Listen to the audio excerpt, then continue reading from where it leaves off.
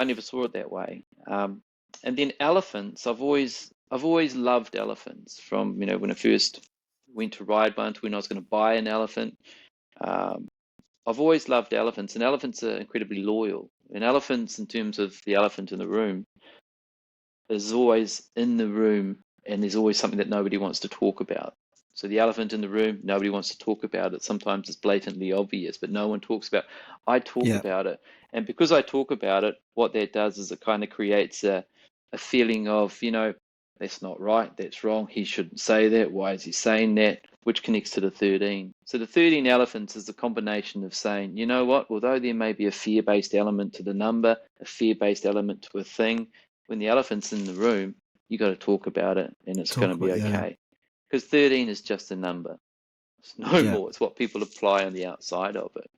But the combined 13 elephants is that. This podcast isn't to be used to act as a substitute for mental health counselling, and I am not a therapist in any way, shape or form. I'm just here giving you ways in which I dealt with my mental health. Don't say my life, my journey. You've got me going now. You got me going. Well, welcome everybody to Still Worth the Journey podcast. If you're wondering what's happened to the name, it's changed. When I first started this podcast, it was about me and my life and about my journey. It was about me sharing my story in an open, vulnerable kind of way in hope to get other men to speak up about their problems and their issues. And what better way? Why practice it when I can preach it? I might as well do it myself as well. Since then, it's grown into something a bit more than that, especially with the guests that we've been getting on. And I do believe now it's not about my life anymore. It's not about my journey. It's about everybody's journey. And if you are feeling like giving up on any aspects of your life, then just remember it's still worth the journey. And that's what this is about. So you can catch us on YouTube if you're watching this, Spotify, obviously. Where you can watch video. You can actually watch this on Spotify, believe it or not. And we've got a Patreon set up, Instagram and Facebook. Catch us over there. Still worth the journey. Anyway, on today's show, I've got an amazingly funny guy, very handsome bloke, as you can see. If you have a look at him, look, with his hair in that, he looks quite a good looking guy here. His name is Dr Micheal Brown, and he runs a great podcast I've been listening to called 13 Elephants, and it's on all the major networks. There you go. It's an amazing way of doing things. The way he speaks on his podcast is so beautiful as well, and it's so nice on the ear. It's pleasant, and this guy actually knows his stuff as well. He's very educated in that part. So I'm going to read a little bit of a brief. So he's, in fact, I'm going to let you do this, Michael, because what better person to speak about your own life than yourself? You've been there and done that and gone through everything that you've gone through.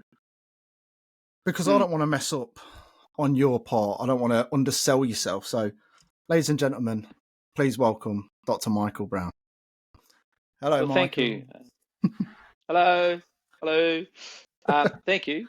Thank you for inviting me to speak on your podcast. I appreciate it. It's always difficult, I think, with a podcast when you're starting off and you're trying to achieve some kind of result and you question yourself whether or not what you're doing is right, or if it's for you, or if it's for the neighbor or your missus or your kids or whatever. And you watch the little number go up and how many people are watching. That's literally my life. Numbers! Yes!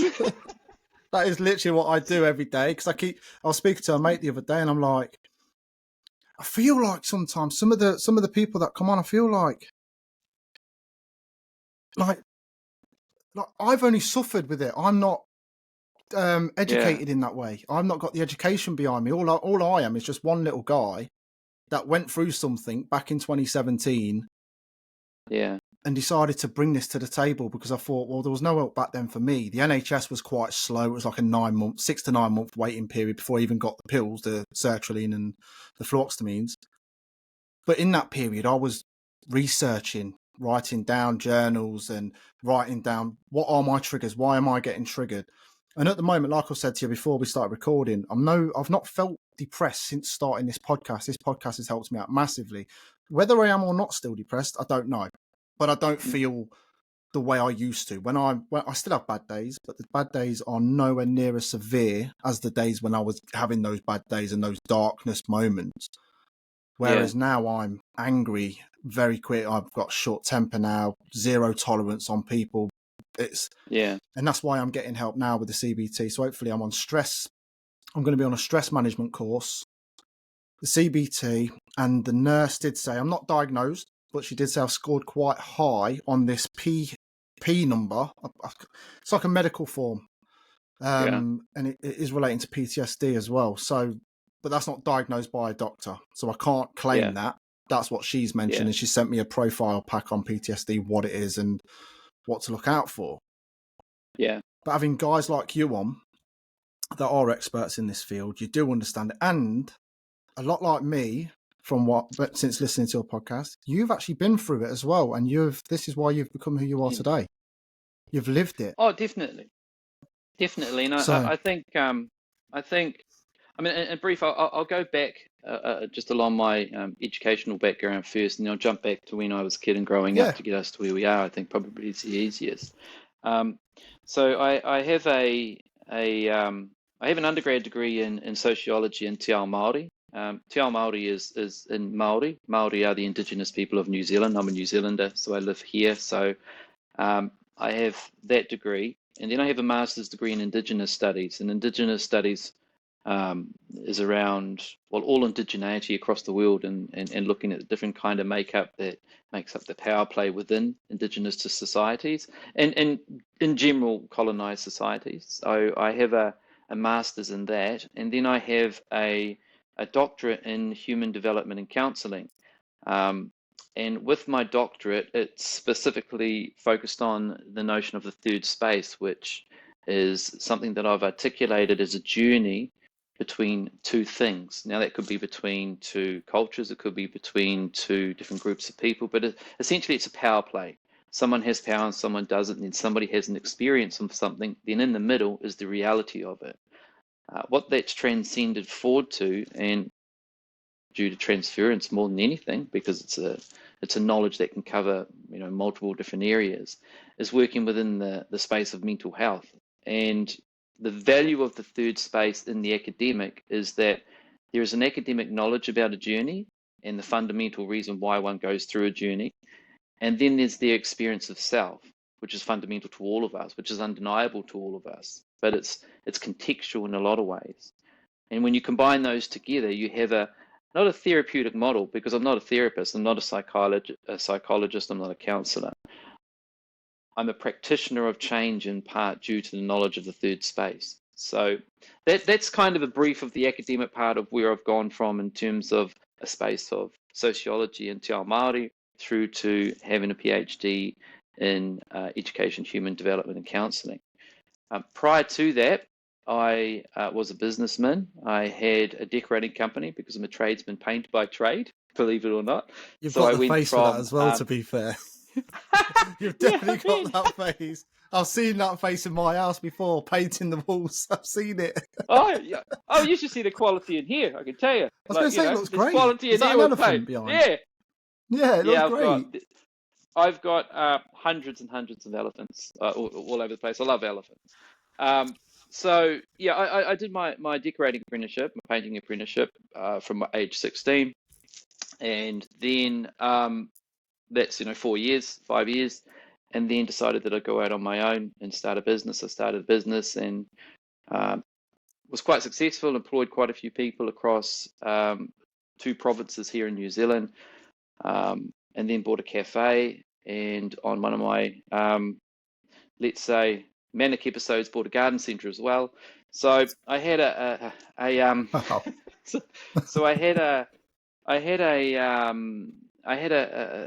the decorating company where I employed my dad and his wife and my sister, and then I had the cafe where both my wife and I were in that as well at the same time, and then the garden centre. And at that point, it was kind of like everything imploded somewhat because I'd achieved a result. My thing was more about gaining to see if I could do it, and I could do it. Yeah, I'm bored now. See what I can do now. Bored now. And we lost everything. We went bankrupt. Were wiped out. I would have been around close to your age probably at the time, maybe in my 30s, I think.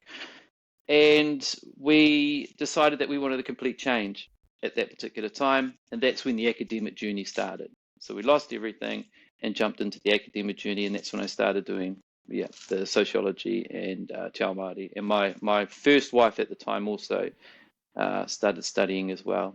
So that's the kind of basic academic-y journey that gets us to the third space understanding. But me as a person, where do I come from? Who am I? I was born in a place called Lower Hutt in Wellington, and Wellington is the capital of New Zealand. I was there for 5 years. I moved from there with my family to Auckland, which is the main city in New Zealand, and stayed there up until I was around 5, 6, which is the location where I got my first award for playing rugby league. And I was a tiny fellow. I'm not the stunning man you see before you right now. I was not there back when I was that age. I was little, little, and everybody else was big. And if anybody knows about anything about New Zealand, and if they know about the All Blacks, the rugby team, which some will, they're huge, and so they're huge when they're born. They don't get huge; they're huge when they're born. So when they're very young, they're still very big. I'm not an All Black, and I was not. So I was tiny in this team playing league, and the award ceremony came at the end of the year, and I was hopeful that I might not get anything, but I got the award for the hardest trier, and I got the award for the hardest trier given to me by Precious McKenzie. And Precious McKenzie was a weightlifter, a very short-statured man, but he was in a Commonwealth and I think Olympic, but definitely Commonwealth weightlifter champion. A wonderful man. But he gave me this award for the hardest trier.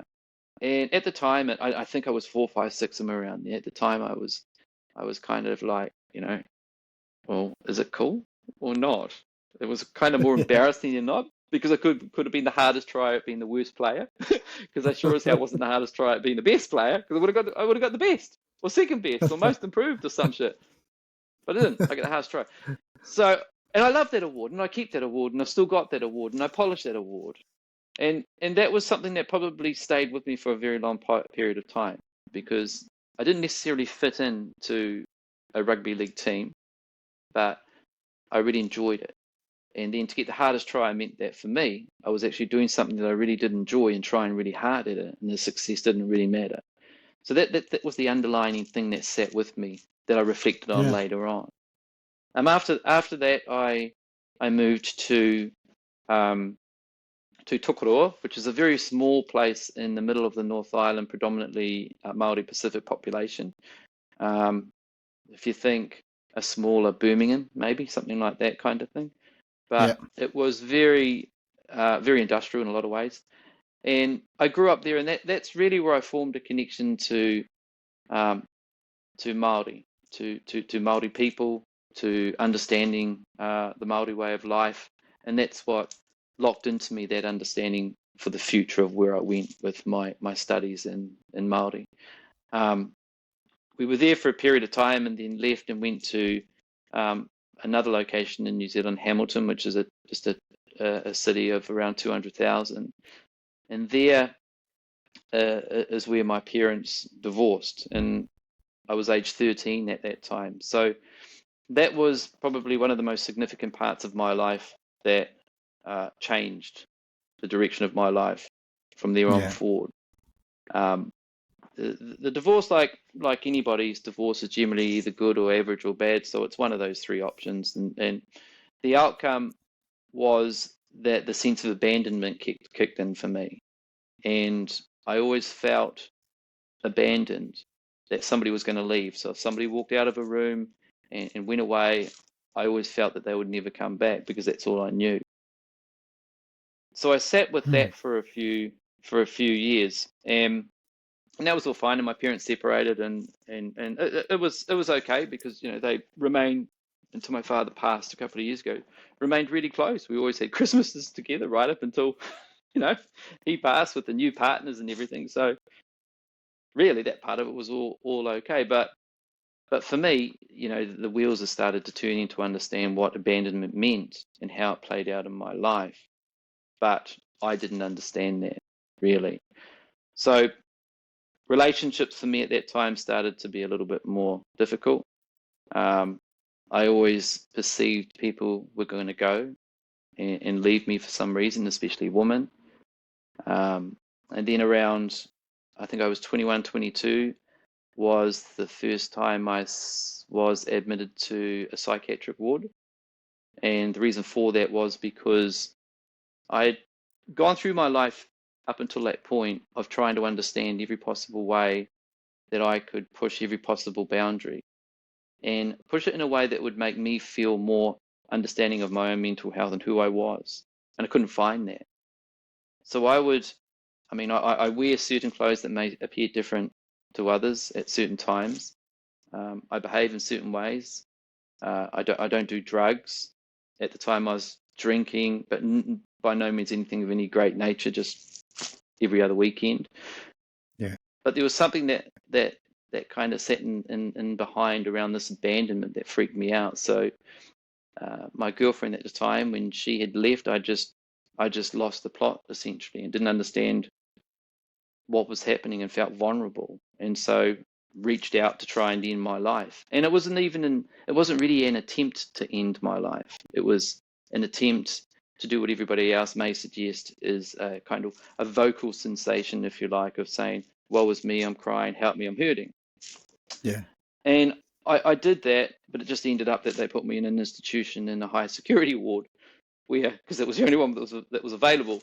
So I ended up in a high security ward with some really quite severe cases, unfortunately.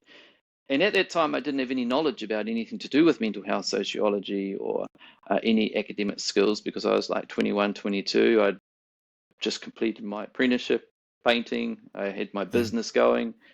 I didn't have any knowledge about anything like that, other than the spiritual element of what it meant to be Māori or understand Māori. So the connection to something out there that was stronger than what I knew.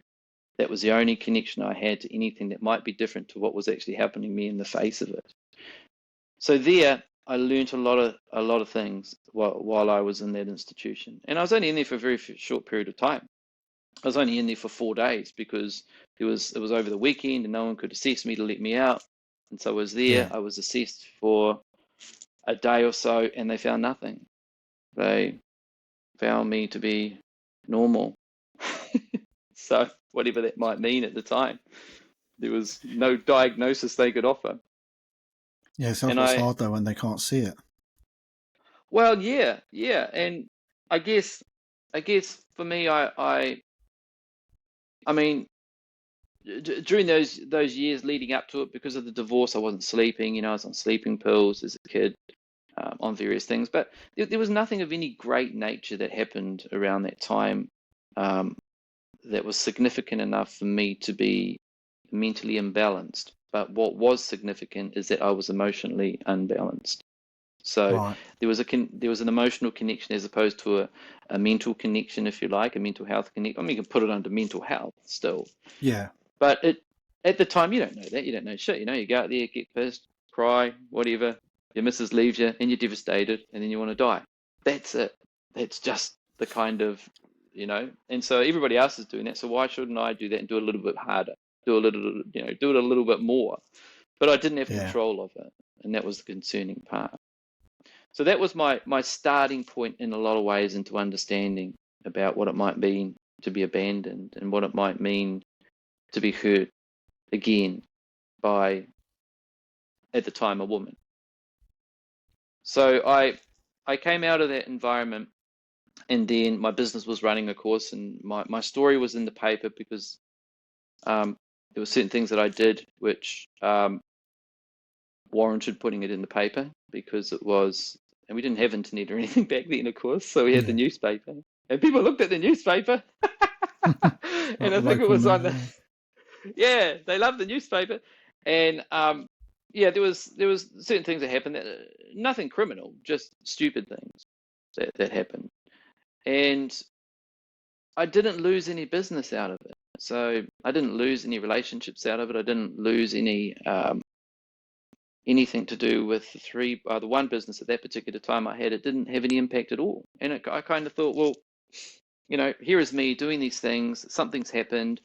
It's quite upsetting. And I haven't lost any kind of business connections that impacted on my business because of it.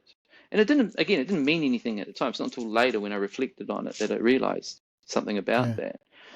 So after that, my girlfriend, a girlfriend later on that I was with, that I actually met when going through coming out of the institution, and there's like a day clinic you kind of go into after the institution. You're in a day clinic each week. I met a girl there, and we got to know each other quite well, and then we started going out together, and we were together for about 2 years, and she was Māori, and she was tragically killed.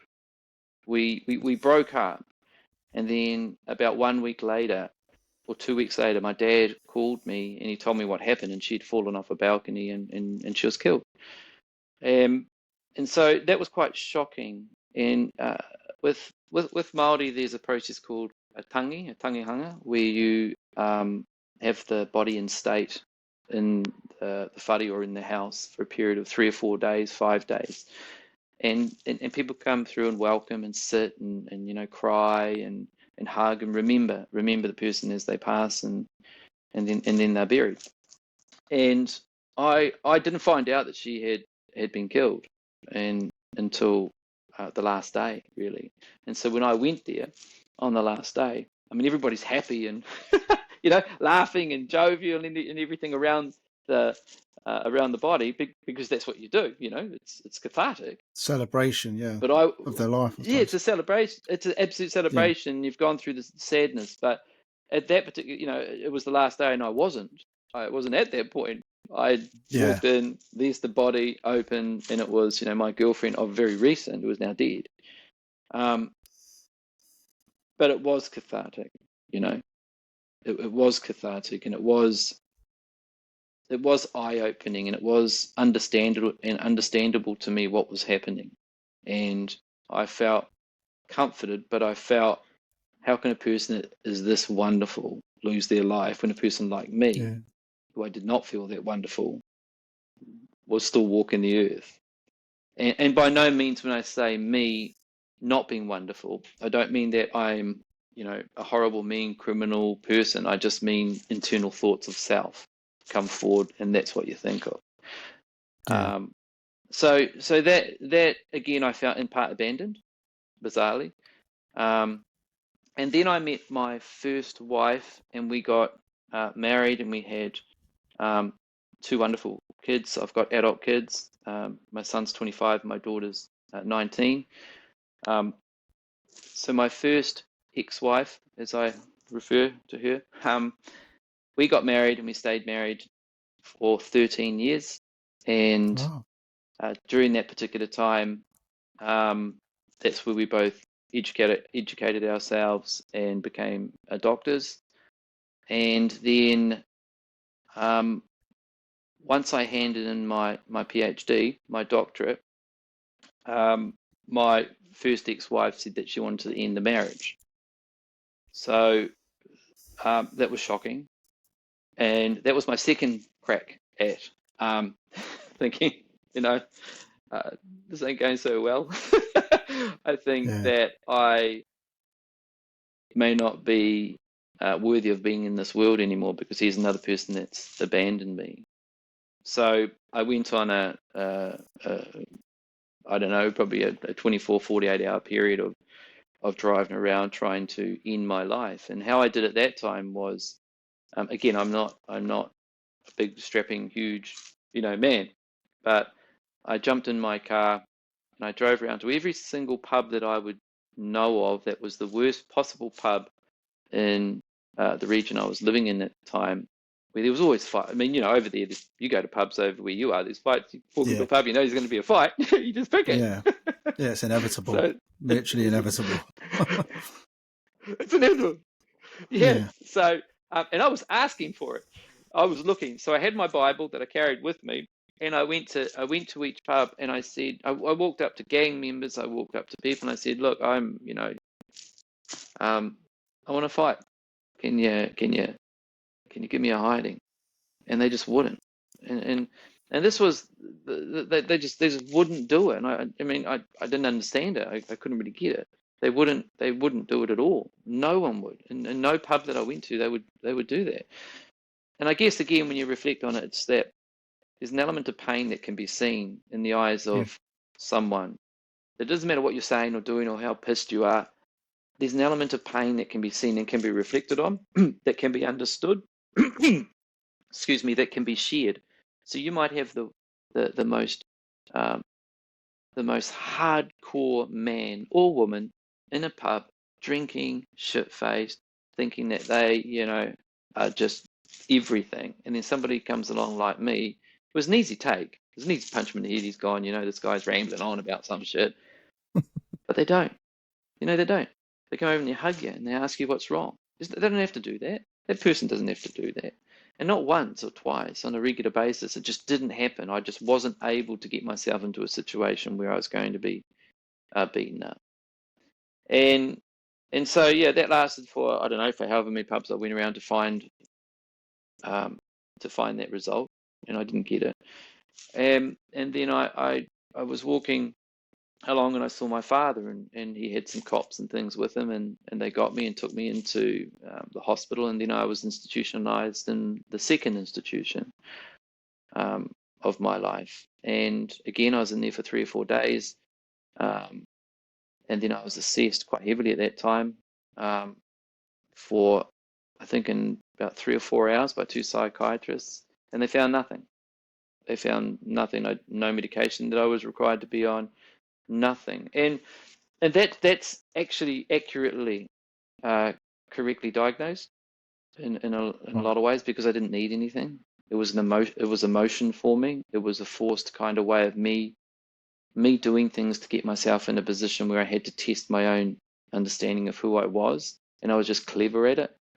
I'm not saying that that's something that means I don't have any mental health issues. It's saying that I haven't been defined as having any mental health issues. But that in itself is a problem. I was going to say, what route does that go down? Well, I think there's always an experience we have in life where we wonder, what does this mean? I mean, if we break our leg, we know it's a broken leg, and it's broken, whatever parts of the leg are broken, they're shattered, or it's broken in half, or it's cracked, whatever, it's your leg, you see it, it's done. With mental health, unless you do some kind of testing, and you were reflecting on a test that you said you did before the start of recording. If you do testing, and in later years, I've done a lot of this testing, been involved in a lot of this testing.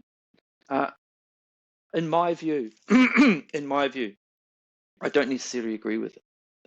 I don't necessarily agree that you can have a look at a person, sit them down in a corner, interview them for 3-4 hours, and then come out with, okay, this person has this, or is potentially got this, and needs to get this, and then we'll keep them on this for this period of time, reassess them, see if they've advanced or fallen behind or whatever. I don't believe that. I don't think that's accurate. I'm not denying it. I'm not denying that psychologists and psychiatrists have to do that, but a counselor doesn't do that. A social worker doesn't do that. They're more of a narrative. They're more kind of understanding of the holistic picture than they are about the black and white. So when you are institutionalized for something. So that's your starting point. Oh, he did this, therefore let's start it there.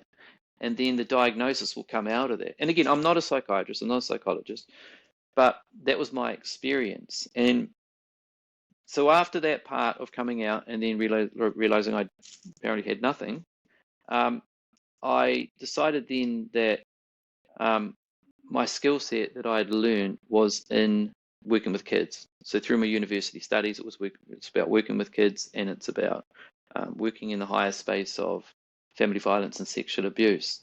So that's where I jumped into after I left that second institution, and my career went into, for the next 10 odd years, into working with kids that were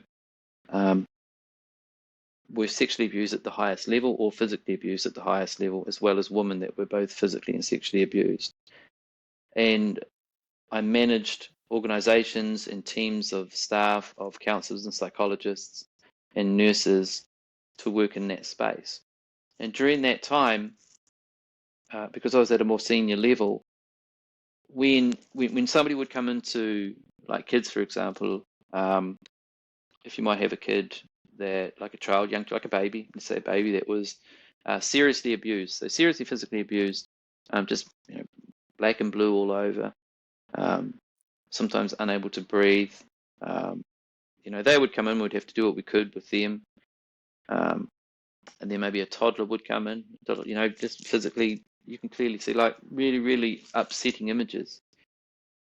And there were so many of these kids coming in, like coming through the doors. There was 35 staff that I looked after at that time in that particular location. And there was so many of these kids coming through, so many, that you realize it didn't really make any difference what they were diagnosed with. It made no difference. It didn't matter ADHD, it didn't matter. It made no difference. When they came in, they presented as a kid that was beaten or was sexually abused, that there was a perpetrator and there was a victim. And that was it. The diagnosis it didn't make any difference. If it's a boy, it's a girl, if they were Māori, Pacific, Pākehā, English, whatever, it made no difference. It was, here's a kid with all these kind of terrible, terrible things that have happened to them. It doesn't matter. It doesn't matter what they actually are. It matters about their lived experience. It matters about what they're experiencing now and how we as practitioners can work with that little kid without defining them as something, putting them in a box, saying they've got this and that and giving them a pill. It doesn't work that way. It didn't work that way for me. So that was a kind of, I don't know, I guess a turning point, because I was working in that organization and I was managing it in a way which was different. It was Barnardo's. So Barnardo's, like you guys have Barnardo's, I think. Yeah, for children, so that's what it was here in New Zealand. And there's a certain way of managing that I did it differently. So I did it more through the lived experience, through sharing my own experiences, through saying, hey, yeah, I've done that. And as a practitioner, you can't really do that. You've got to be very, very, very careful around ethics and morals and around governing bodies. But because I don't belong to any governing body as a psychiatrist or a psychologist or a counsellor, I don't belong to any of those bodies. I can behave and function in a third space way that's actually quite effective and very, very safe. And I don't need to be rigid. So that was the part that really kind of was helpful to me to understand how I can move through the lived experience in the third space and really work with people, and then later on women and women who were impacted by family violence. Yeah.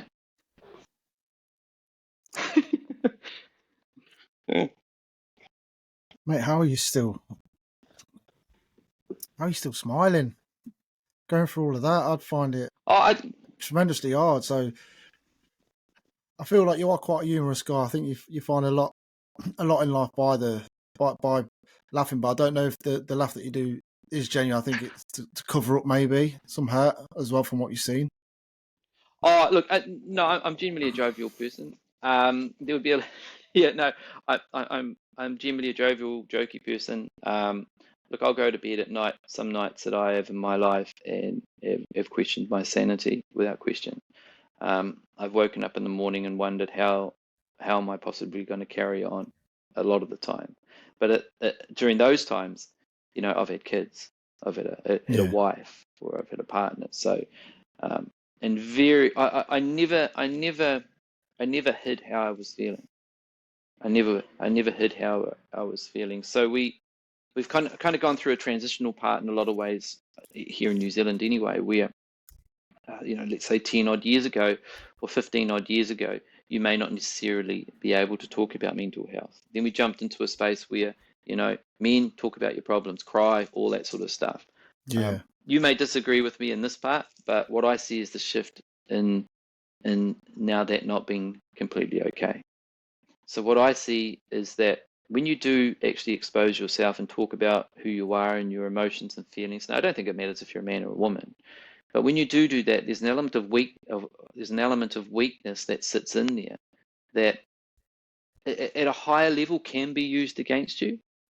It can be used against you. It's not right, but it does get used against you. And I don't see that part as changing. So for me, the humor comes into it that it doesn't really matter what you do, and it doesn't really matter what you say. There is always some higher power play that's going to stop you from doing something if it makes significant change. So out of all the kids that I would go in and see at, all the kids that would come in and see me at, two different environments, two different roles, you know, they would just want to sit down and see me and talk. And again, some of these kids were very, very violently sexually abused. I mean, I was working with kids that were, so their parent had abused them, had gone to jail, had come back, and then the courts put in place that you have to have supervised contact. So part of my staff would sit and, you know, with the kid and the parent or whatever and do their thing. And, you know, some of the things that these people do to these kids is just, I mean, there wouldn't be anything that would shock me anymore around that space, sadly. So humor is not necessarily a way of hiding the pain or the discomfort. Humor is a way of dealing through the pain and discomfort, knowing the pain and discomfort is not mine, it's somebody else's. Yeah. And sometimes through that lived experience, I've never been sexually abused. I've never been sexually abused. So, you know, I don't have the exact knowledge of what it's like to be sexually abused.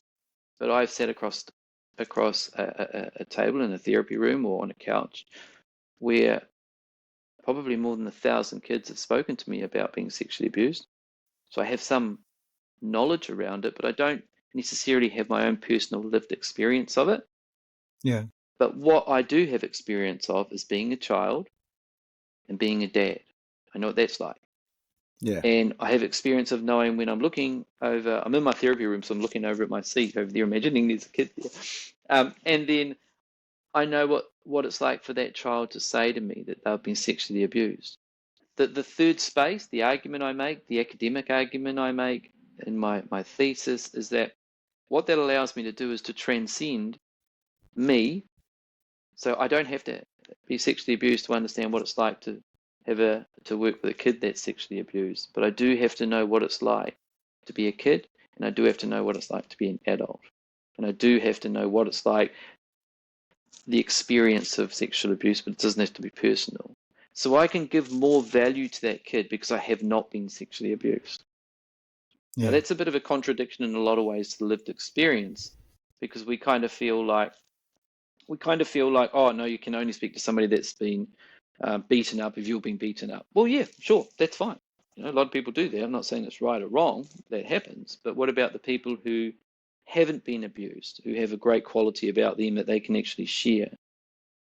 That's the third space. It's powerful stuff, though. I couldn't imagine what you've gone through. So I don't know how I'd deal with that personally. I thought I'd perhaps break down in just, you know, when you mentioned about these small children coming in and toddlers, black and blue, and see, in my eyes, it's like, how can any adult do that to a small child? I don't know. For me, it's like unheard of. I've never, I can't even comprehend it in my head. I cannot see, because I've got 3 children of my own, and as much as being a dad, and they can get you to that point where you're like, but to physically do it, you know what I mean? They can get you to that limit. I've got 2. They know the buttons to press. They do. To actually physically abuse like that, mad. I was my kids when I was working closely with those particular kids, and it would have been for maybe a 6 to 7 year period. I was working, but basically what had happened in the geographical location of where I was based, every incident that occurred with police, where there was a family violence incident, would go through to a hub, and that hub would, whenever there were kids involved, would come through to the organisation I was managing. So everything, and it was daily, and there were hundreds a week that would come through. So, and then part of my team would go and do a triage and then, book them in. But of course, booking them in, it was months sometimes. So it got to a point where the only ones we would take were the very, very highest level. So Yeah, severe cases. And the level got higher and higher and higher and higher because of the great volume of it. So, and then the kids would be extracted from the house as well at the time, and there'd be nowhere to take them. Where can you put them? There's nowhere to go. So it was those sorts of things. But my kids, my own kids, would have been probably, I think, around 5 and 11, somewhere around there. Oh yeah, no, but probably 7. My daughter would have been 7, and my son would have been 12, something like that. And so I had my own kids, and I was going through my first divorce at that point, or my second divorce, because I classed my parents' divorce as my first. So my second divorce to my first wife. I was going through that, and I'd go into work at Bernardo's, and I would have to manage a team of 35 odd staff, and we would see, some of the counsellors would see close to 8 a day. So that's quite a large number of kids going through in a day. And again, they're only the highest ones. And then when they couldn't deal with it anymore, it would go to me. So I was getting the highest of the highest. And I was sometimes having to sit down in front of pedophiles. And that was something that, I got kids. You got kids. Yeah. Work with kids. Me being me, who I am, I kind of, I'm pretty open to people and understanding in that. And I would sit down and look at them maybe for an hour or so, because they had done something wrong in terms of maybe the supervised contact, and it would sit with me whether or not they would ever see their kids again, because something would have occurred in that event. And I could never understand, when I looked into their eyes, why they would do what they did. Like I couldn't, and I'm an intelligent man. I've been around a lot of things, and I've experienced a lot of pain and hurt. But like you just said, I mean, sometimes my kids, I tell you, I mean, whew, like I've chased my boy around, with things, and like, far, just like you know how it is. They know how to push the buttons of us guys. Oh yeah, they know. that's and right. if you say no to them, they literally go to mum and ask mum the same thing that you've just said no to. But they're cute like that. I do love it. But yeah, they do get you. I mean, I've got a tattoo on my side, a Bob Marley quote. Yeah. That everybody in this world is out to hurt you. You've just got to find the right ones worth suffering for, which is your family, because you suffer for them if they go through bad things. Yeah. So you end up suffering. Like, I've got 2 daughters, and I'm thinking, well, they're getting aged. They better not be having boyfriends back at the house, because I'm going nuts.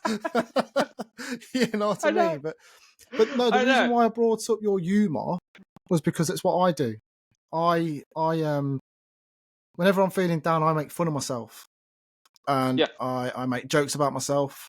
I make jokes about my skin colour to people, because I think it just takes the power away and it helps me.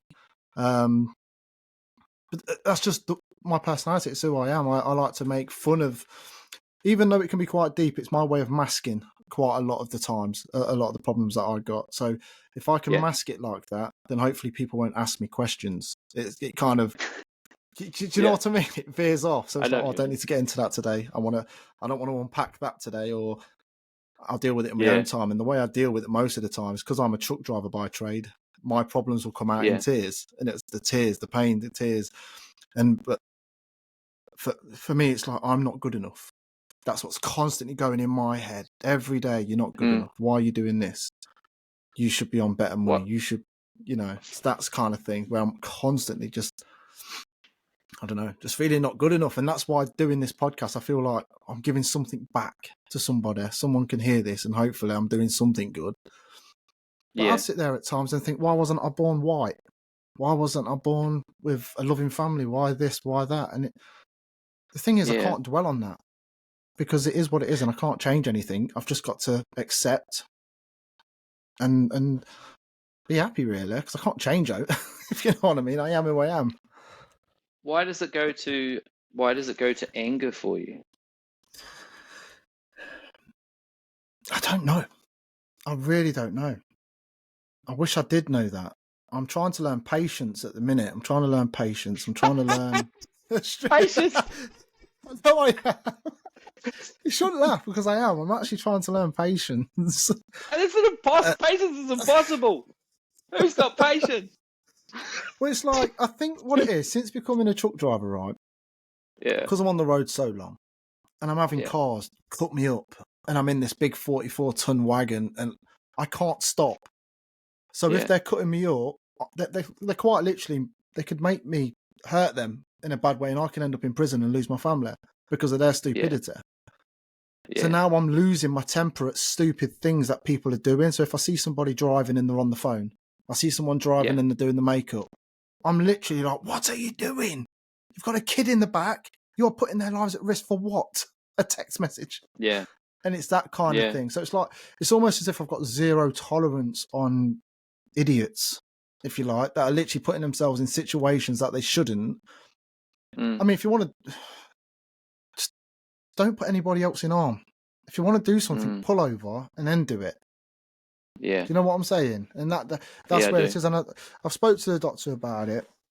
And this is why I'm going on that CBT quest starting on the 14th of November. And hopefully they can put me in the right counselling that I need to help me out, because it's horrible. I hate being me at the minute. It's horrible being me. I don't want to be like this. Even when I'm angry, I'm saying in my own head, calm. And I'm like, fuck you, I ain't going to be calm. That guy's pissed me off. You know what I mean? It's a little bit like Tom and Jerry when he's got the good cat on his side with the halo and then the devil cat on the left, and he's like, forget him, he's an idiot. Just do him. So yeah, I'm just losing my temper, like, really bad. But how far would you naturally take it though? So if there is like a car that pulls over in front of your truck and then you become angry and then the car stopped, let's say, and then he hopped out of the car, at what point does it switch off for you, or does it continue to elevate? Oh mate, I'll be out the car faced up. And have a fight? I'd be I wouldn't want to fight. I wouldn't want to fight, because for me it would be more verbal. I'd get out and say, do you realise what you're doing, the dangers you're putting yourself in? I'm in a big truck. I can literally put you. I do not want police officers knocking on your family's door at 3 a.m. to say where your son is. I don't want that. I don't want that on my conscience, if you know what I mean.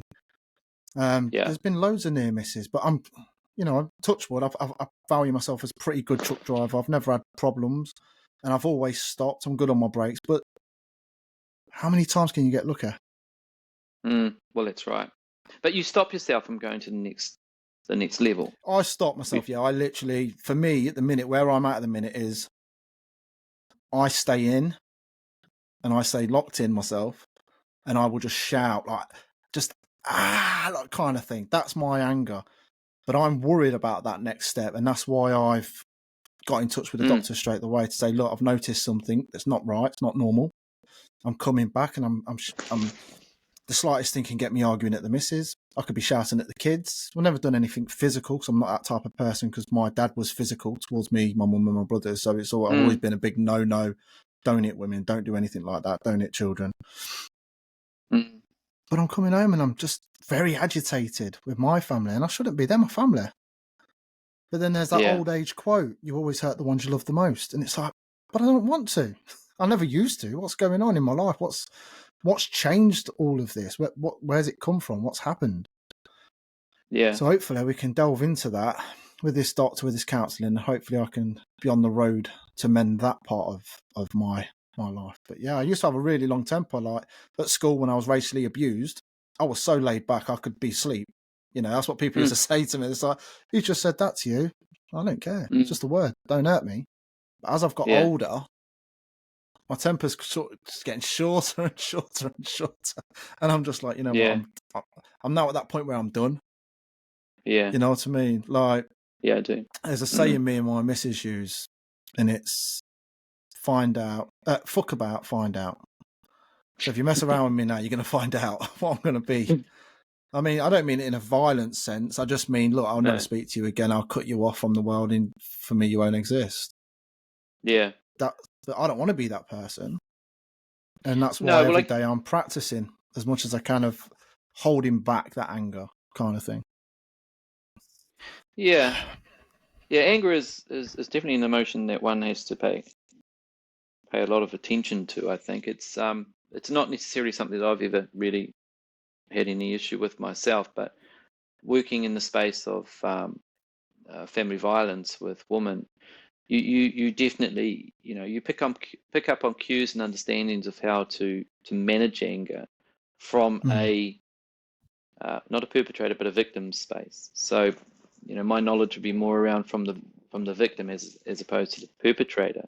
And Yeah. I'm familiar with women generally who have been um, beaten close to death on numerous occasions, and then working in a therapeutic space with them, and Yeah. and then in the recovery space, them continually going back to the perpetrator.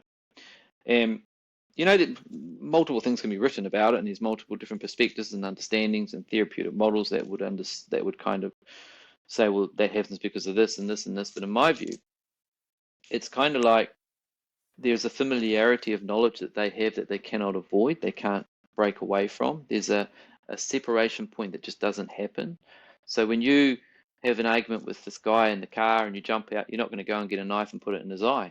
No, Now, no, your that's fear, next level. you're not going to do that. Now, that's No. next level. So you'll go to various counselors and learn different ways of managing what you already know your limitations are, because you're not going to do that. Whether Yeah. you have a fear about doing that or not, I doubt you probably would, but you know yourself more than anybody else does. But you'll work with a practitioner to try and understand how you can manage those fears from not getting to that point, but getting to the point where you're currently at.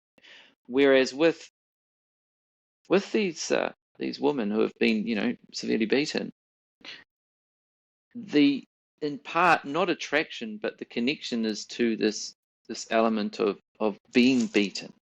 And I don't mean that in a physical sense, I mean in an emotional sense, that why go back? Obviously, you know your limit.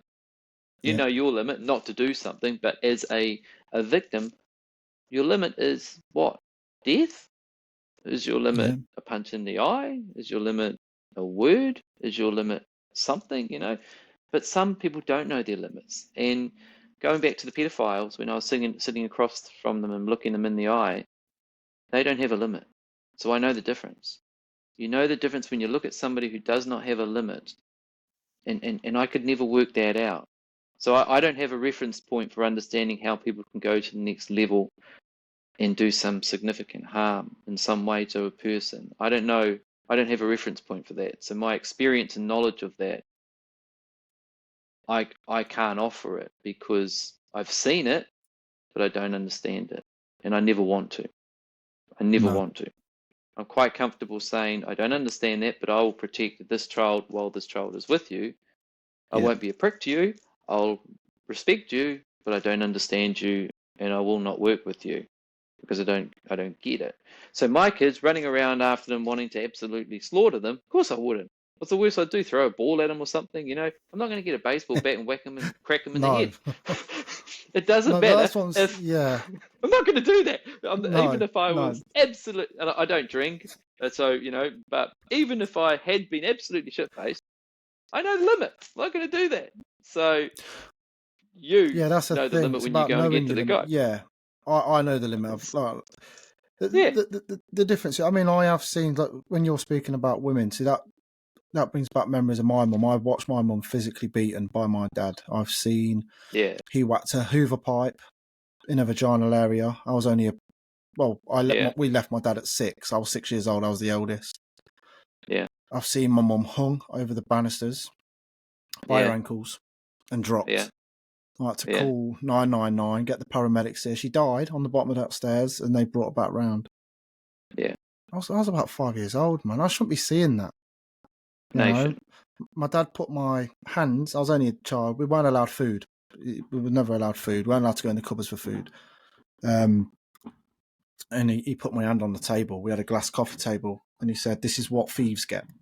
And he got a knife between all my fingers. I shit myself. Mm, I was in a nappy, you know. the scariest thing, because you want to feel safe Yeah. around dad. You want to feel safe. You want to look up like role model. I Yeah, you never had do. that, and this is why I've always steered towards. I say to my mum a lot, I don't want to turn out like my dad, and my mum's moved Yeah. me away. So I've brought up. My mum's Irish. She's brought me up her way. Yeah. But yeah, it's as a child. So it sort of brings me on to that question. You know, these kids that you've treated Yeah. and you've Yeah. seen. Yeah. Where are they? Have you ever saw any of them now? Like when they're grown up, what's their lives like? Are they in a good place, and or is any of them not so much because of what's gone on? So when I was at Bernardo's, there was 3 generations that went through that particular site in the contact service. So that means that there was a grandfather, a father, and a child that had all been perpetrators and had harmed their kids and had gone through there. So we kind of look at it and we say, what's the success rate? Is the success rate that we can set up an environment whereby we allow a father, generally, but there are mothers, who are perpetrators to see their children in a safe environment, and if we do that, we're successful. Is that success? When it's 3 generations, Yeah, when there's a trend when there, it's isn't there? 3 yeah, and that's part of the difficulty New Zealand has anyway, but you know, I'm sure around the other countries as well, is how do you break that cycle? And I have no answer to that, and I've been involved in it in a lot of years, as have many people in this space. I have no answer for that. I mean, I too have seen my mum in really unfortunate situations with past partners that have done similar things to what you just described. Um, and I saw that at a later time. So I saw that when I was kind of 13 plus. Yeah. And there's a kind of like still a damaging element to that, which exists, that no child and nappy should see this, no human being should see this, really. No, yeah, It's no just that human being. It's traumatic, isn't it? yeah, well, yeah, it is. But then when you see it so often and you see it on such a regular basis, and Oh it's yeah, not with the people that you love, but it's people that are loved by someone. You do tend to wonder, where do those kids end up? Which is going back to your question of, have you ever seen some of those kids? There's plenty of them. There's plenty of kids that go through and achieve great results. There's plenty of kids that go through and have been experienced to or exposed to significant levels of violence and sexual abuse and survive and are perfectly well-performing people in society. Plenty. There's plenty of kids that go through who have had no real significant thing that has happened to them, and they turn out to be absolute nightmares. So yeah. what is the answer? I don't have the answer for what makes a kid transition through from trauma to a space where they no longer have trauma. I think they always do have trauma. I think It's always that locked there, isn't it? Yeah. it is, but it always seeps through in different ways, you know. When I ride my motorbike and do what you say in your big truck, I imagine it's a big B train truck, is it? Like, Yeah, it's the European Volvo Scanias. It's not like your Kenilworths over there or whatever it is. Do you have Kenilworths at your okay, place and Peterville's? You have yeah, those? yeah, Yeah, the big. Yeah, ours ain't got the long noses. Ours are flat, like flat okay, front, so we can get around city streets. But they're you know, they're 35 foot, 45 foot long. So they are yeah. So they're long. you're driving in this big huge truck, which, you know, and you're seeing these crazy people doing things in cars and stuff. Me, Yeah, I'm on my Harley Davidson riding through, you know, the streets in a motorway, seeing exactly the same thing. So the but you look vulnerability a for lot me, cooler. but You're on a Harley, man. not when I'm squashed on the side of the road, I don't. But so I'm doing exactly the same thing that you're doing, and I'm seeing the vulnerabilities in everybody in terms of the way that they behave, and the vulnerabilities in myself, as you do when you're driving. The anger somebody pulls out, thinking, "What? You know, why are you doing that? That you're going to Yeah. kill someone, hurt someone, blah blah blah." It's like I'm the biggest one Me, on the road. That's what you're scares the me, you see. biggest. You're the biggest one on the Yeah, road, I can yeah. make the most But damage. absolutely, absolutely. But riding a motorbike, I mean, one of the most safest things that I had experienced going up and down the country, because I've always ridden motorbikes, going up and down the country in the early hours of the morning, you know, probably 2,500 kilometers on some of these journeys with the trucks. Trucks were the safest. In the early hours, 1 o'clock, 2 o'clock in the morning, you travel behind a truck, and Yeah. you guys do your lights and everything like that. Yeah. And Yeah. and when they see a motorbike, I don't know if it's universal, but when they see a motorbike, there's a care element there. There's an absolute care element there. And you can go behind a truck and beside a truck, they'll make room for you. They'll kind Yeah. of care for you. These giant things that I don't know how you can see all around a truck as a truck driver, don't, but these giant things are just absolutely well aware of motorcycles. But the Yeah. everyday We have to normal be. car, a normal car doesn't know shit. A normal They car don't will look out the wipe out a window. motorcycle. They don't look out the bloody window. So there's Yeah. something in between. There's something in between the super vulnerable, which is the motorcycle, and the Yeah. potential killer on the road, which is you in the truck. Yeah. Exactly. Yeah. And that's it. The minute I see a motorcycle, because I used to have a bike years ago, Yeah, little runner, but straight away, as soon as I see a bike, I've done it plenty of times where I've actually moved in towards the gutter line, if you know what I mean, to yeah. give them space to go out. Mm, And I even put my hand out the window to say, I've noticed you, mate. If you want to go by, go by. You know what I mean? yeah, But the last thing we want to do is hurt somebody. We want to preserve life, not take life. I'm not anybody's judge. I'm not here to pass that judgment down on anybody. no, I'm not a killer. I'm a no. dad and a wife and a soft git who laughs and Mm. cries. Well, yeah, that that's the one. I try to be a good person. I've never been in trouble with the police or anything like that. I've never no, mistreated any girlfriends, but the things you do see, you always worry. It's always niggling. But yeah, so yeah. Well, that's true. When you went into this psychiatric ward for the first time, Yeah, what age was you? Did you say 20, 22? yeah. It would have been about 22. Yeah, And would have been something around that age. and when you was with these particular characters in there, and Yeah, obviously you've yeah. never seen anything like that before. What does that do to a 22-year-old with a young mind that's never Um, really been faced with that?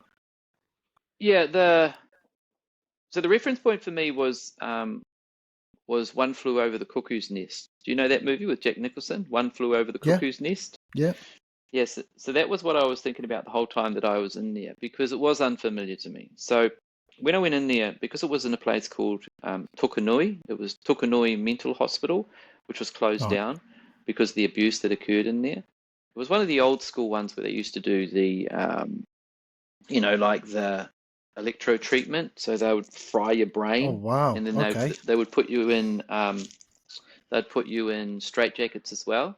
So it was kind of on the outskirts of a town here in the North Island, and it was not a great mental health institution, but it was one of the only ones that was available at the time. So when I went in there, there was still that lingering.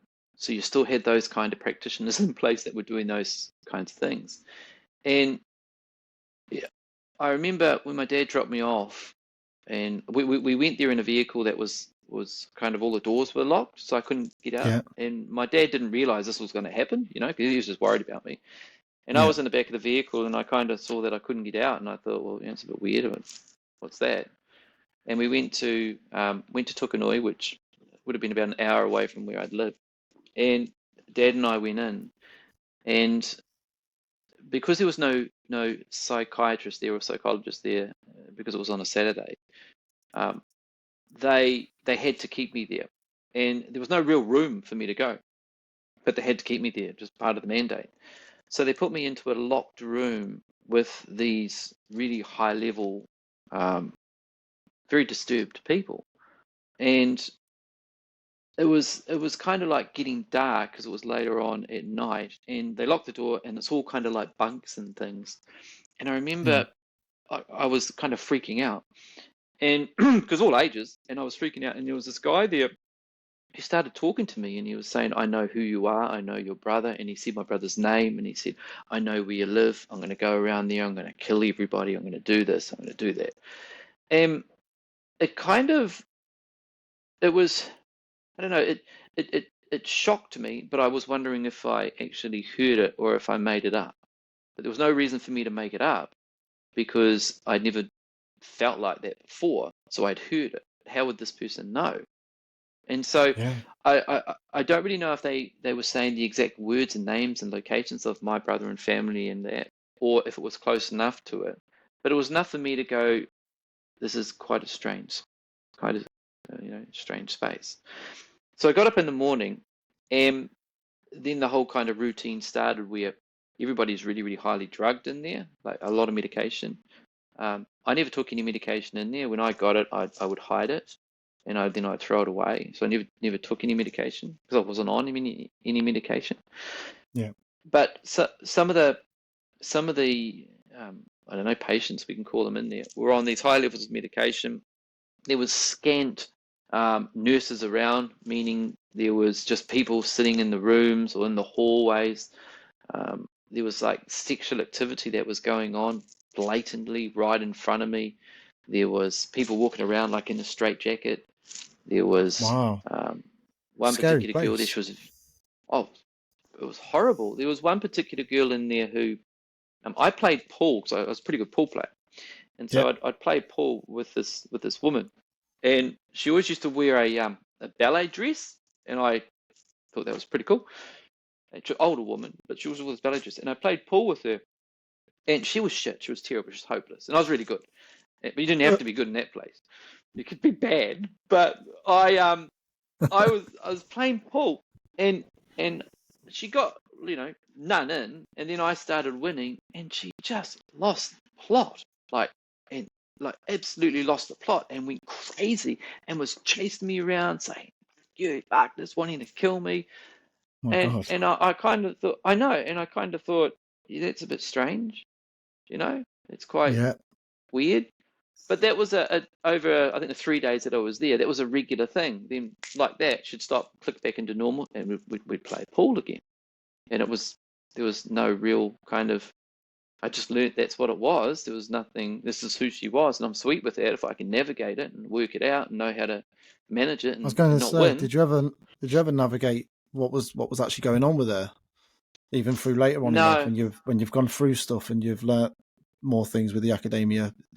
Would you ever be able to diagnose what was going on there, that kind of thing? I would have had to have sat down with her for a much longer period of time. What I did know is that when there used to be these kind of groups that would go in the morning, so all the inmates would sit around in a circle group, and then I'd have a practitioner that would go around and say, "How are you feeling?" And you'd go around each of Yeah. them.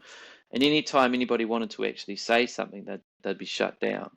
So there was a massive kind of fear element that existed in there, that if you spoke too loudly, Yeah.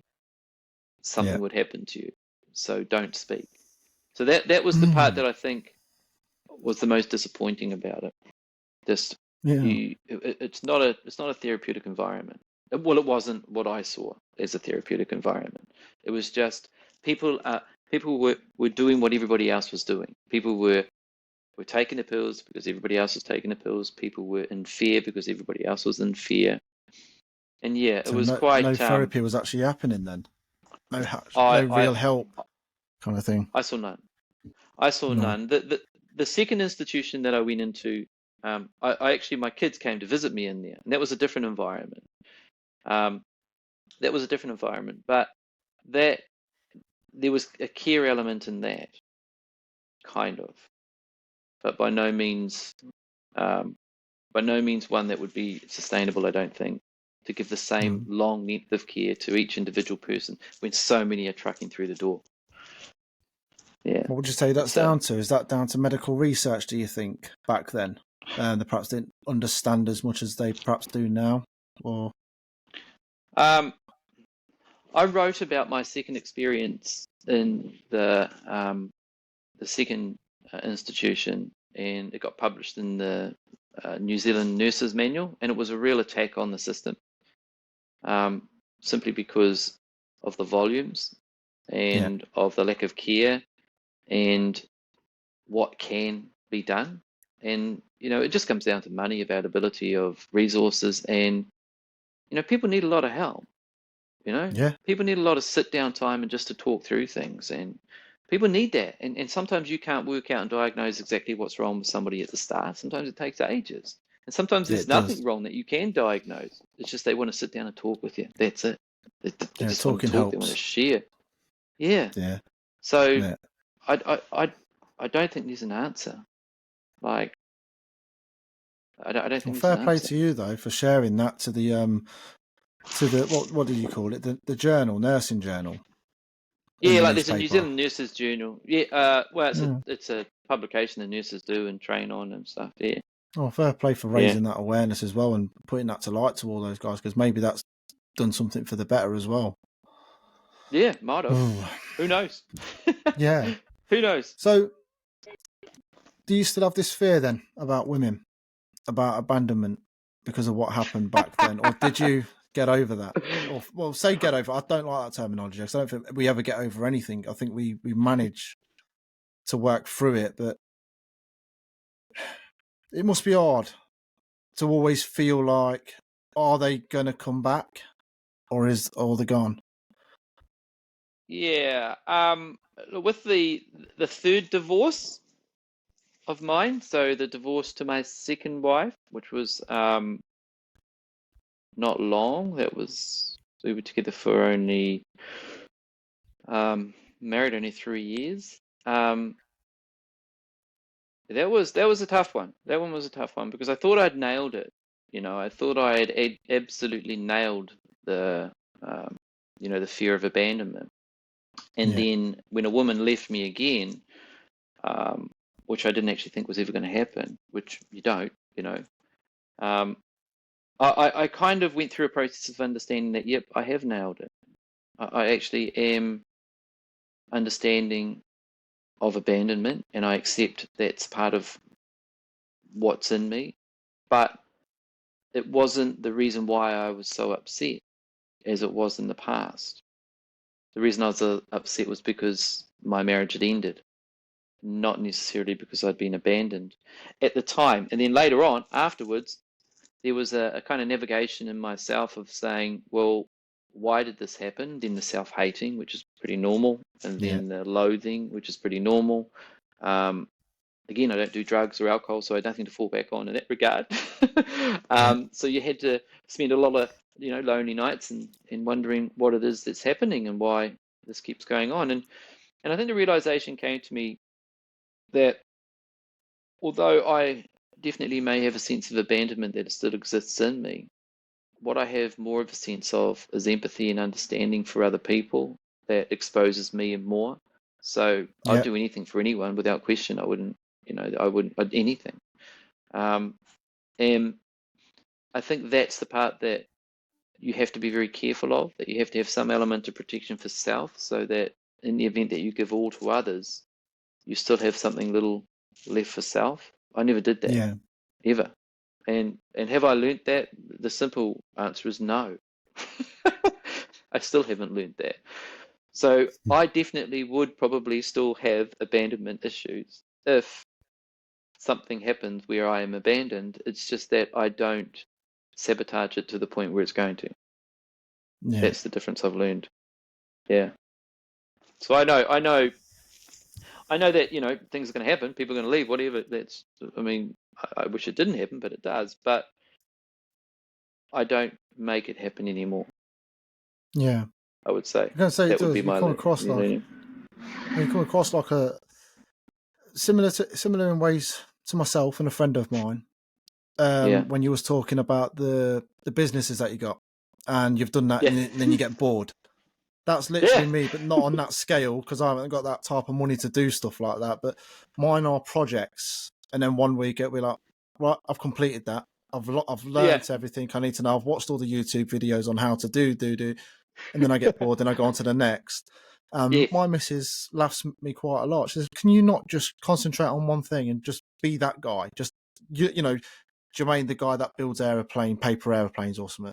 Why do you have to be Yeah. Jermaine that does the aeroplanes, the cars, the boats? Just Yeah. concentrate on one thing, Jermaine." And my other mates like it.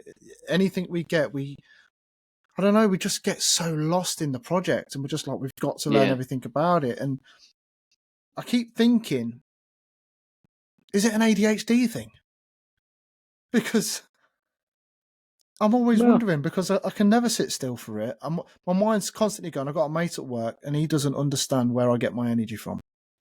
Yeah. Because I mean, even this, like I speak about this podcasting because I'm quite passionate about this. I want it to do well. I want it to hit the right people, and hopefully help people. That's what I want it to do. I want it to help.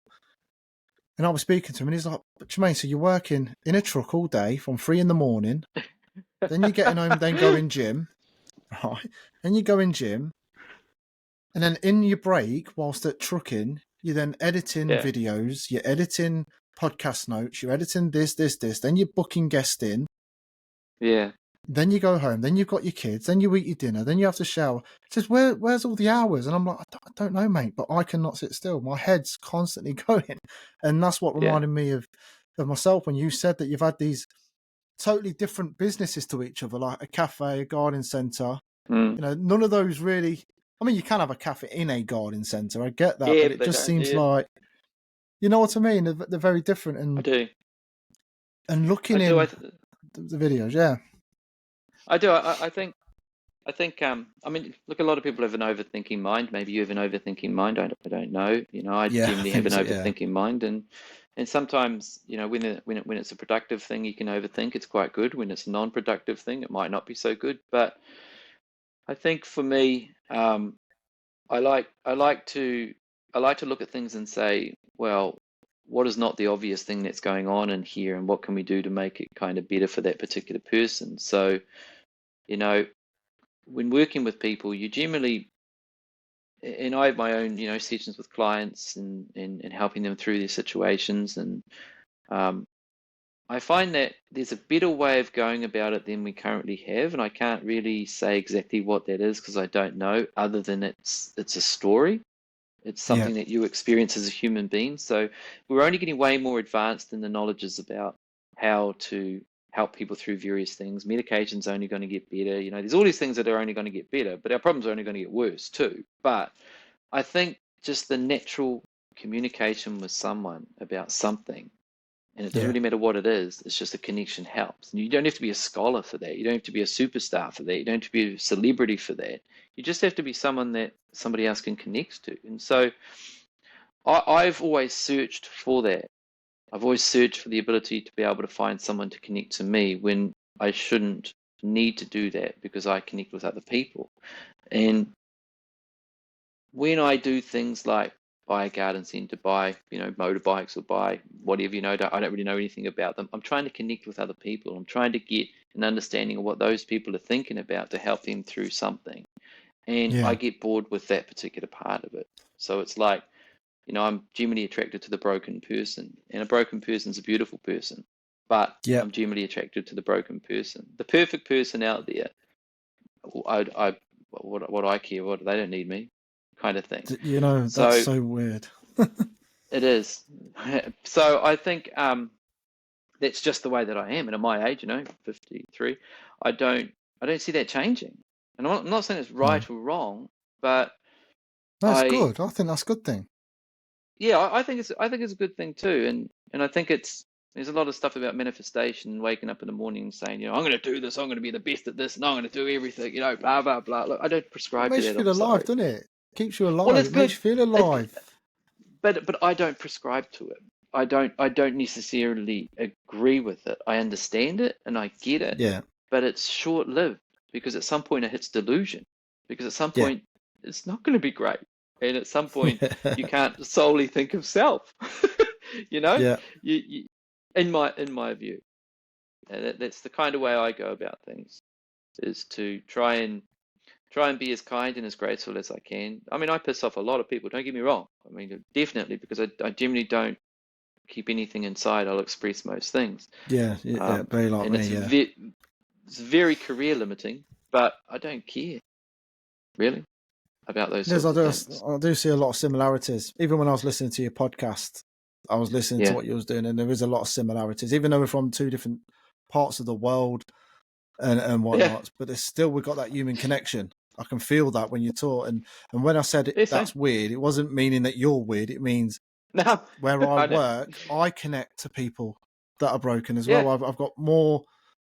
I don't know. I've like the guy I'm speaking to at work at the moment. The first day I met him, I just thought there's something about him. I want to get to know him, and Mm, we're now like best mm. friends at work. And he's opened up Then to me quite a lot. He's now started to watch that's this, and cool. he's quite proud of what I'm doing, you know. And but like you said, with the perfect person, for me, it's like, what do they need me? They don't need me. But They don't that's need me. They're flying. They're flying. yeah. They've got their heads in the game, but no, when I see somebody, you can see it in the eyes. You can definitely see it in Can the eyes, because he could see it in can my eyes. And I've always said, you people can with mental health issues or whatever, you attract each other. It's like, yeah if I was to stand in a room, forget about me for a minute. If you were to stand in a room with people that you didn't know, yeah I guarantee you, 9 of those yeah people, perhaps the same background as you, and you'd automatically just connect with them. You never spoke to them, but you'd walk over, and then you'd yeah find out, oh, we do the same job. And I find that yeah. quite weird how we do see that in people, you know? Oh, definitely. Yeah, definitely. And I think that's as a practitioner, as just a person, as a human being, the skill is to be able to not necessarily engage with other people who are similar to you in terms of status, in terms of sporting ability, in terms of gender. You connect with somebody, you open up this dialogue, you find something that is similar, an entry point, and Yeah, then you make that part of the conversation. So we all breathe air generally. That's an entry point. There's always an entry point across any engagement with any human being. It's just these yeah, barriers that we put up, and often when you're a therapist or a psychologist or a medical practitioner, you are bound by these knowledges that have informed your practice. That it really cocks you up for being able to engage at a really, really kind, understanding, um, even kind of power play field, because you have yeah, all this knowledge stuff you have to deal with. If you put that aside and you just go, hey, how you going? Where you from? What do you do? You married, whatever, blah blah blah, and then before you know it, there's a lived experience that can be shared, which is the third space experience. There's always something that can be shared. I mean, you were talking about, I think, the color of your skin or something you were saying. yeah, Um, yeah. and I don't know, because but my my first wife was Fijian German, so she was quite dark. And when we moved down to Dunedin, which is down towards the bottom of the South Island, it's quite white down there. So yeah, she was racially abused nearly every day, and got to the point where um, she was wanting to bleach herself, which is Wow. horrible. And then Yeah, iron her hair straight, because she had beautiful Fijian like tight curls, really wonderful hair. yeah, And so, I personally haven't ever felt anything like that, and I've been involved with Te Ao Māori stuff for many, many years, and I'm not Māori, but I kind of like, there's an affinity and a closeness that you connect into with people that allows you to transcend any possibility of some barrier that is pre-informed, and I yeah. like that. And it can just be, you want a cup of tea, Exactly. whatever. Doesn't Yeah. have to be, you don't have to be a brain surgeon. No, no. The thing I do most days is literally I play phone roulette with my phone, and I just flick up, right, who's cool, and wherever it lands, I Yeah, say, "Cool, how you doing, mate? How you getting on? How's life?" yeah, yeah. And I did that today. I spoke to a guy that I knew. Unfortunately, he's lost 3 family members in a space of a 2-month period. Yeah, So that it's was hard. quite a hard hitting thing. Yeah, I says to him, look, as soon as you're ready to talk, give me a bell and we can have a chat, because I want to be there as a friend. I want him to know that he's, you know what I mean, he's got support if he needs it, if he needs help with the kids, Yeah, anything like that. I'm here. You know what I mean? But that's what I do like. I like the connection with people. yeah, You've gone through a lot there. yeah. That's why I like this podcast. I I get to don't know. speak Look, to amazing people every time, like yourself. And I've got to admit, you're the laughiest one I've had on the show. And it makes me smile. It does. It makes me smile. I'll tell you a fun fact though, Michael. Right, I was yeah. watching a New Zealand video yesterday because I wanted to learn about it. I can't believe Right. you're in the future, because it's Friday night where I am. So like now, Yeah, people no, don't realise this. I'm Friday and you're no. Saturday morning. So, what are you, like 9 o'clock Friday night? Nine I'm o'clock or literally something. 8 o'clock at the moment at night. Oh, yeah. And you've got 3 Yeah. different time zones as well, haven't you? So you've got Oh, one moment two. you're 13 hours ahead of us, then Yeah. you're 11 hours ahead of us, and 12 hours ahead of us. It Oh, two. changes. Yeah. So yeah, there's a daylight saving, so we turn our clocks back. So normally it would be 9 o'clock and 9 o'clock.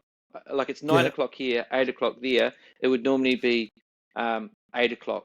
But what we do is so we can get you guys wouldn't do this because we because we need more sun. So we just put the clock forward. That's all. You change it all. Just put the clock forward. Yeah, change it all. Yeah, and have to do it. I know this is what I used to always think. I'm thinking, well, it's 8 o'clock here. Why isn't it 8 o'clock over there? And it's because obviously the sun orbits the.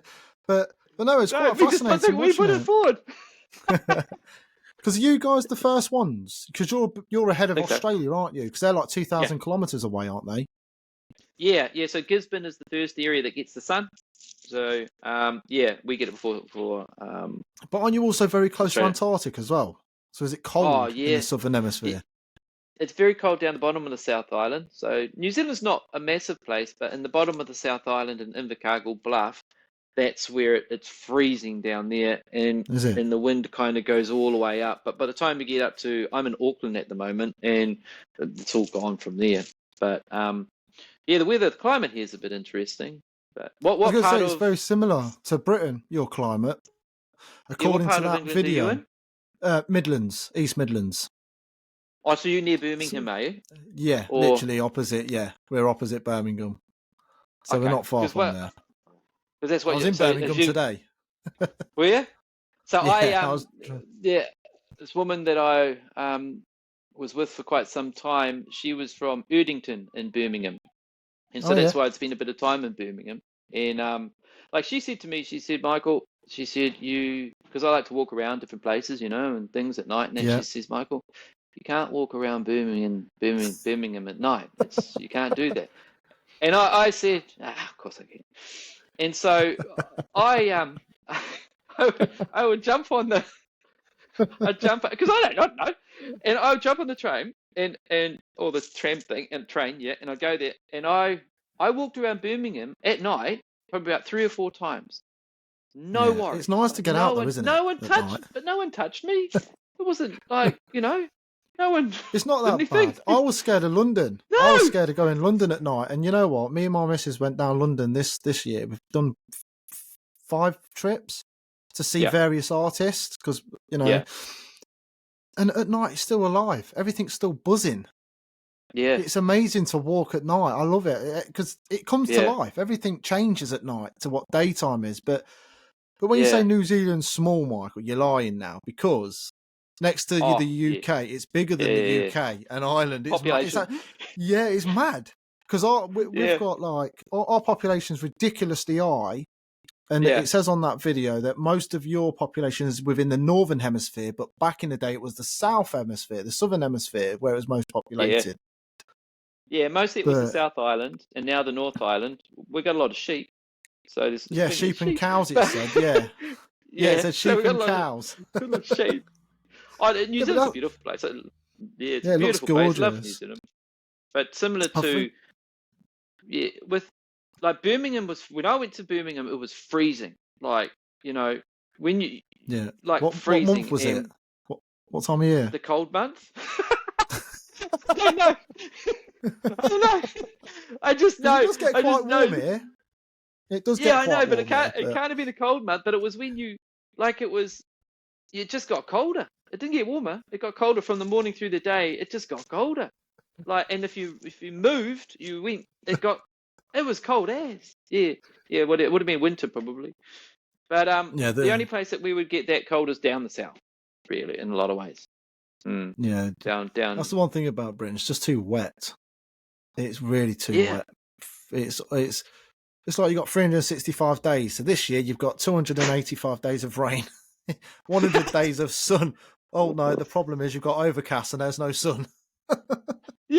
So it's one of them. But no, I think one of my favourite singers. She comes from New Zealand, Bit Runga, if you know her. Yeah, she comes from New Zealand. Yeah, I absolutely love her voice. I've actually said she's got the most perfect voice in the world. That song Sway. Yeah, I love that song. Yeah, but it's brilliant. It's brilliant. Yeah, she's from beautiful voice, isn't it? Yeah, I thought she was because I always wondered: is Bit Runga her real name or is it an artist name? Yeah, because I don't understand the connection with the name. I don't know what it means or if there's a meaning behind it. Because I've never heard that type of name before. But her voice that would definitely be so beautiful. Yeah, I would say it's an amazing voice. I'd say it's definitely, I mean, I could be wrong, but I'd say it's the original name. But Runga's a Māori name, so makes sense. Oh, is it?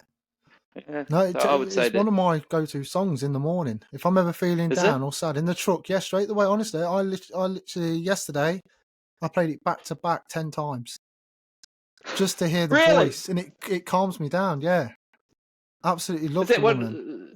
So what's another song that you would play that would calm you down?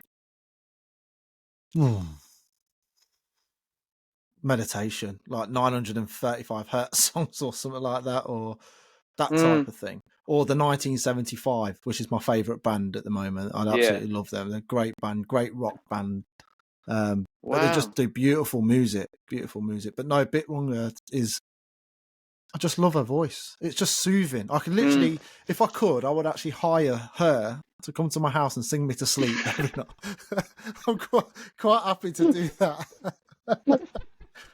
I've literally put it in the WhatsApp group to my family, my missus and her mum and dad. I says, check this woman out. She's got an amazing voice. And obviously I first heard of her watching American Pie, Yeah. because it was the song that Yeah. was in American Pie movie. And all of the guys obviously were commenting, oh mate, these were in our charts back in the day. Like, obviously the Australian guys, g'day mate. You know what I mean? And I was just like, mate, it's a beautiful song. Yeah. Oh, that's I've never heard any of her other That's stuff, brilliant. Well, there's but a connection. Sway, it's so beautiful. Yeah. So Yeah, that's about. anyone, There would be more, but that's about the most common one. Yeah, I'd say most popular. I absolutely love it. It's great. Anyway, Michael, we're about at that time. Yeah. I do feel like we've got loads more left to talk about. So Yeah. if you ever want to come back on, you are more than welcome to come back on. And Cool. Thank you. and That's tell been more, wonderful. I because really appreciate it. so I hope I've done all right. Because like I say, I do judge myself quite a lot. I'm not always 100% confident in myself. I do lack that. I know I try and act like it, but no, inside I'm always questioning. Am I any good? Am I? Yeah. My friends will tell you that. I'm always on the phone to them saying, look, I'm not good enough. And it's those guys saying, just carry on. Yeah. You're doing well. You're doing all right, Jay. Of course you are. I think we're all like that. I don't think you ever get out of that. I don't think that we ever feel internally that we're absolutely doing 100% perfect and better than anything else. I think we always have to question ourselves. That's how we develop. Yeah. We wouldn't be us if we were to say that, no, we're perfect, sweet, we're the best that ever lived. And that's the part of manifestation that I don't necessarily agree with. I think we have to have that self-dialogue of saying, am I doing okay? Am I being a good dad here? Should I have yelled at my kid? Well, yeah, you know what? Possibly, yeah, you should have yelled at your kid. Just don't go and wake him with a bit of wood. There's a difference. Yeah, never do that. Never ever. But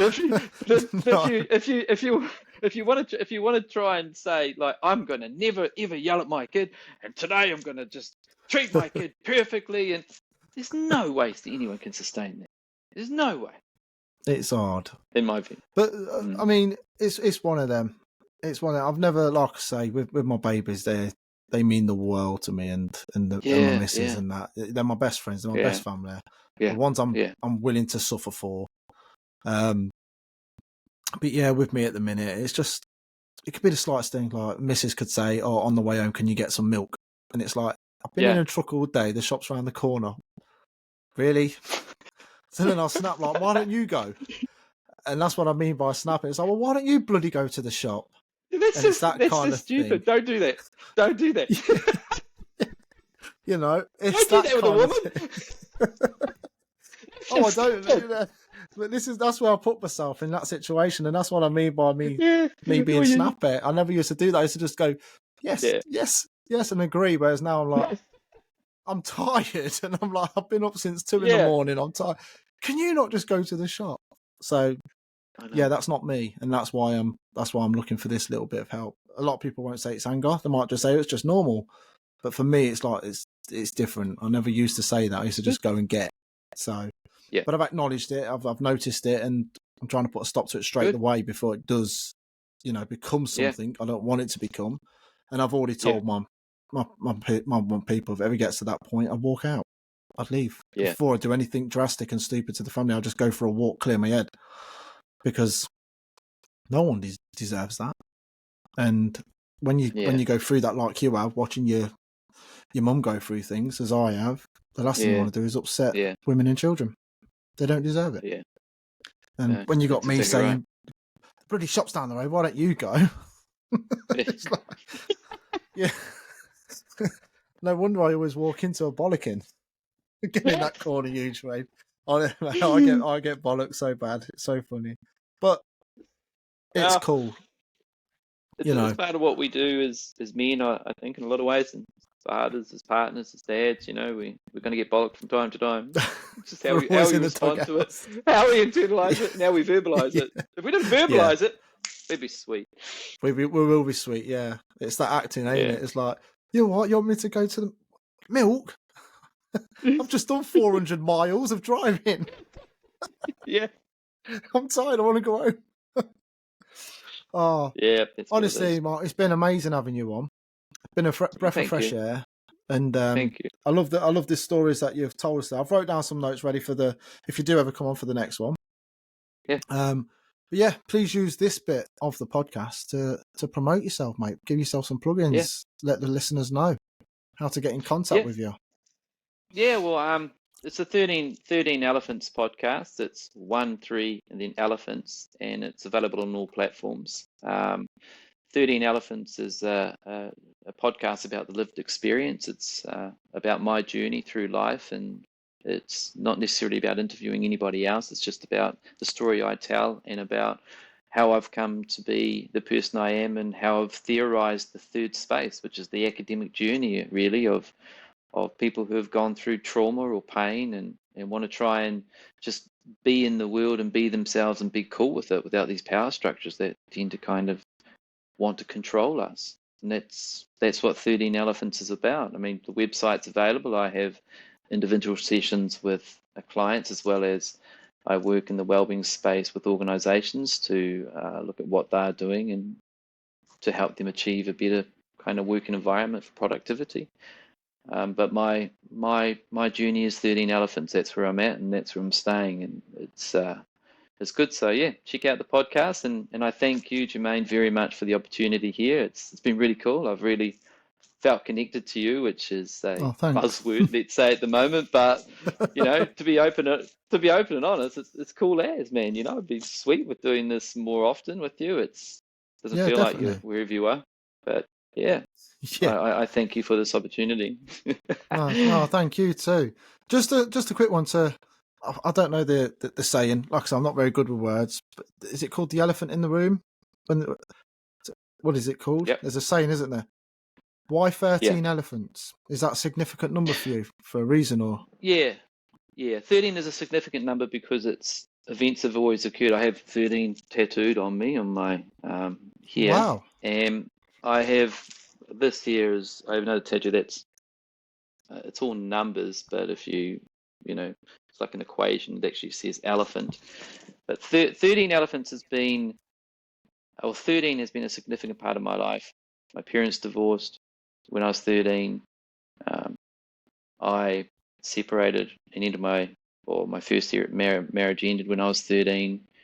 Other significant events have happened when I was 13. So 13 has been a part of me for a very long period of time. And 13 is a number that's generally seen as like evil or horrible or to be, weary Unlucky, of, yeah. unlucky in some way. I never saw it that way. And then elephants, I've always loved elephants from, when I first went to ride one to when I was going to buy an elephant.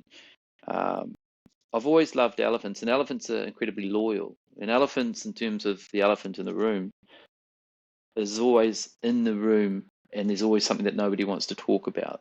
So the elephant in the room, nobody wants to talk about it. Sometimes it's blatantly obvious, but no one talks about it. I talk about it. And because I talk about it, what that does is it kind of creates a feeling of, that's not right, that's wrong, he shouldn't say that, why is he saying that, which connects to the 13. So the 13 elephants is a combination of saying, you know what, although there may be a fear-based element to the number, a fear-based element to a thing, when the elephant's in the room, you got to talk about it, and it's going to be okay. Because 13 is just a number. It's no more. It's what people apply on the outside of it. But the combined 13 elephants is that. It's just saying that It doesn't matter who you are. It doesn't matter what you're about. It doesn't matter if you go to the Frankton pub in the hellish place in Hamilton, New Zealand, and ask a guy with a moko and like leathers and gang affiliation to beat the living shit out of you, and he's wearing a 13. If you acknowledge the elephant in the room, which is me holding a Bible saying that I'm sad, he ain't going to hurt you. So it's when you combine those two things together, you can really start seeing that the politics go out the door, the money goes out the door. Just be you and learn from somebody else, and don't take them as face value. Yeah, that's beautiful, man. I'm glad I asked you Thank you. that, because I know I would have kicked myself after that. Well, I would have kicked myself. Like, why didn't I even ask him about the significance of that? You know what I mean? Because when you chat, you forget, you just flow, don't you? And it was, I thought, you know what? It's worth a question, and it turns out it's pretty deep. Actually, I really do like that name, and it's fitting for what you're doing. Well, thank you. Wonderful guy, thank man. You. Cool. Love you, dude. Thank I say you. that to most people that I do connect with. I do actually use that to like friends and family. I always say like my friends are my extended family, if that makes any sense. Yeah. But I'm a genuine guy, you know, and I mean it. If you want to ever come on again, please do. More than welcome. Thank you, Jermaine. If you can, send me all your links and I can put it in the show notes to this podcast and on the YouTube channel as well. Yep, I will. And hopefully we'll start growing. You've got Toronto next year, haven't you? Do you want to shout out about that? Is that June 2024? Yeah, so that's 2024. Tell me what it's called, the mental health wellbeing mental health psychiatry and wellbeing summit in Toronto next year. Yeah, so that's in amazing. June. That's wicked. That is. I love that. Yeah, I think it's really good. It's so it's the ability then for me to, you know, talk more about 13 elephants as the experience. So the academic side is, to me, is in the past. It doesn't need to be kind of spoken too much about, because if somebody wants to argue or critique me about what is 13 elephants, I can do that till the cows come home. So it's about just saying 13 elephants is an experience that people can share, and that people can understand that the lived experience is okay in any situation. It's okay. But we do live in a society where the politics of, you know, pain and hurt is used against us in some way. And I think there's a renaissance in a way of a past way of thinking about mental health, that it's an acknowledgement that mental health exists in most of us. There is still a stigma attached, unfortunately, whether we want to choose to believe it or not. There is a stigma attached, but let's just be cool with that. You know, let's still just talk about it, and let those people who kind of try to control what we say and what we do and how we go about it in these little bite-sized messages. Yeah. Let's do something different. And just I can actually see your thing. I can see the 13 elephants could actually be a worldwide franchise, if you like literally being taught all over in these practices. And it's called the 13 elephants way or whatever. Because we've all got these methods. Well, why not the 13 elephants method? Well, that's it. And I think there's always advancement. So, you know, there was a period of time when if you put your child, you know, to sleep in the cot, you know, you had to do them face down, I think, and then it was on their back. I don't even know what it is now. Like, you know, it always changes. It always changed. I mean, that's quite a significant thing. Like, that's a significant thing. But we always have these new learnings about new ways of doing things, and sometimes you've got to pull back from that and just say, you know what, just go with the obvious. I mean, keep it simple. Just go with the obvious. Go with the story. You know, go with the obvious. Doesn't need any more thought than that. And that's what 13 Elephants is. Speaking to the obvious. Powerful. Very powerful. Listeners out there, please do go and check out Dr. Micheal Brown's 13 Elephants podcast, and check him out on YouTube, Facebook, and all of that. I'm going to put his links in the show notes below. But mate, amazing. Thank you. I love that. I'm so proud. I'm super proud that I asked you about the 13 elephants, because it all puts it all together now, and people obviously can see the reason why it's called that. And I actually do believe that could be a big thing. I believe it could be a big thing. Even over here, I think we should at least try and get it over here into some of our doctor's surgeries with the NHS or whatever, because it could be something that our mental health team could use. Yeah. I'd say. Yeah. Well, thank you. No worries. Thank you. Cool. Right, ladies and gentlemen, see you all next week. Thanks for joining. Really do appreciate it. Ladies and gentlemen, thank you for joining us today on Still Worth the Journey. It's been an incredible journey of self-discovery, healing and growth, and I'm so grateful for your support. I want to express my sincere gratitude to each and every one of you who has tuned in. Whether you've been here with us since the beginning or just starting your journey with us, your commitment to understanding and improving your mental health is truly inspiring. And I hope that you found our discussions valuable. Remember, our podcast is available on all major podcast platforms, so you can revisit your favourite episode or catch up on ones you might have missed. You can also find us over at YouTube by searching Still Worth the Journey. And don't forget to hit the subscribe button and ring that notification bell to stay updated with our latest content. For those looking for even more engagement and resources, visit our Facebook page or the Instagram page by searching Still Worth the Journey. There you'll find additional content and links to support organisations that can help you on your mental health journey. If you did want to go a step further and support us, we now have a Patreon page. The link will be in the show notes. Once again, thank you for being a part of our community and for believing that the journey to better mental health is still worth the journey. We look forward to continuing this exploration with you. Take care, be kind to yourself, and remember you are never alone in this. Goodbye for now, and until next time, stay strong and keep moving forward.